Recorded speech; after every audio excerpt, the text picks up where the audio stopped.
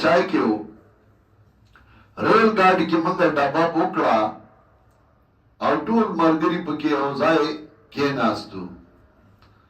مولانا فضل حق صاحب الله دې جنتونه ورکړي، شیخ د شاهپور مولانا محمد افضل خان صاحب الله دې جنتونه ټولو له ورکړي، تنار مولانا صاحب، امداد الله کاکاو، د باجوړ شیربهادرو اجوندې دی اوس هم امي دی، هغه په اډا کې و پېښور کې امن سره په اکثر اجلاسونو کې شریکېده.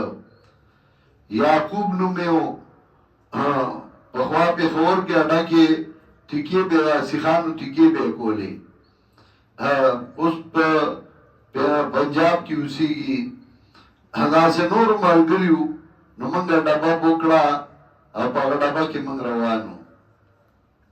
فضل حق مولانا صاحب شپه ده او سفر شروع دی، موږ خپله کې ګپ شپ هم لګوو هم کوو. فضل حق مولانا صاحب بره برد کې طلایي وه ته موږ خوره کړې وه، موږ یې ته دغې قسم له خوب وکړه او ډېر ښکلی دا ملګرو به خپله کې ګپ شپ لګوو، ډېر ښه سفر و او ډېره مینه اوس هم د ملګرو ډېره مینه ده، هغه وخت کې هم وه الحمدلله، او زموږ د ملګرو ډېره زیاته مینه یو بل سره. نو موږ روان وو، موږ کته ناست یو په دې تختو باندې او هغه برملاس دی او ګپ لګوو، مسلې خبرې پکې راشي او پکې بحثونه راشي.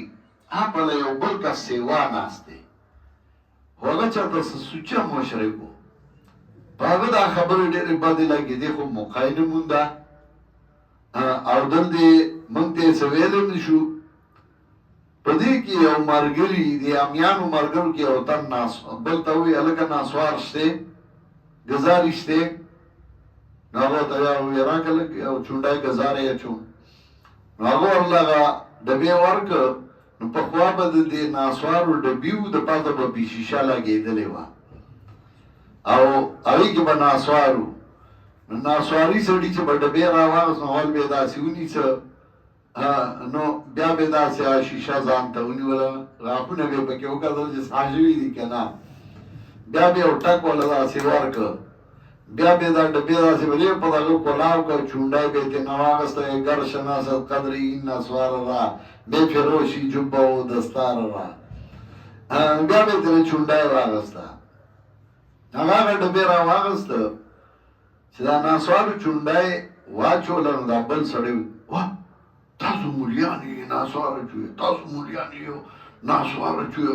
د هغه ناسوارو نه سم شراب جوړ کړ او شور یې جوړ کړ. نو ما د مټ نه ونیو، ما کښېنه مړه، ما ناسوار خیر په دې شروع شو ورسره. نو دی وایي چې اوس فضل حق وایي صاحب د بره نه د برق نه داسې پترس ګوري غږ نه کوي، هغه خو هم ناسوار کوله. نو فضل حق مولوي صاحب د بره نه ګوري، ناڅاپه دا سړی وایي تش به مو علم نه کېږي، ابلیس هم د ملایکو استاذ و خو په لعنت شه. اجو فضل حق مولوي صاحب د بره نه راټوپ کړ او هغې یې ونیوه دا ګرېوانه، شه ته خوب وینې که نه، ته خوب وینې د شپې که نه، ناجوړی مرضي. هغه وایي او ولې خنزیر بچیه ته د ملایکو استاد سره دا کار کوې، ته د ملایکو هغې په مخه کړ چې په مخ یې ته په خوب کې شیطان وینې که نه، هغه به وایي او ته د ملایکو استاد سره داسې کوې، ته خو ډېر لوی کافر. شروع یې پرې وکړه، سړي چې منډه کړه جو لاړ بلې ډبې ته وتښتېده. نو وایي ودرېږه جو هغه وتښتېد لاړ بلې ډبې ته. فضل حق مولوي صاحب وایي ورېږه چې دلې برابر کړم، چې دی بیا نه وایي چې د ملایکو استاد دی، زر وایي د ملایکو استاد، کوم ځای استاد دی کوم ځای نه استاد دی، د حرامیتوب استاد دی بس.